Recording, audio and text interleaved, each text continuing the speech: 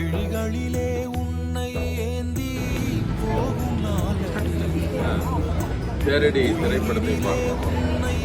ரெண்டு செய்தி தான் முக்கியமாக நினைக்கிறேன்.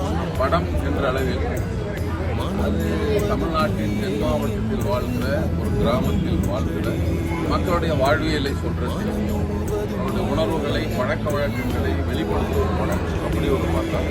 இன்னொன்று புதிய எல்லோரையும் புதியவர்களாக நடிகர்களை வைத்து எடுத்த படம்.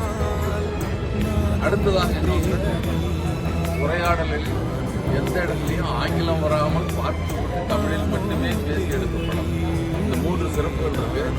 அதோட எங்கள் தோழர் பிருந்தா இதில் புதுமுகமாக மிக சிறந்த நடிப்பை கொடுத்திருக்கிறாரு. அவருக்கு சிறந்த எதிர்காலம் உண்டு என்ற நம்பிக்கையோடு அவரை வாழ்த்துகிறோம்.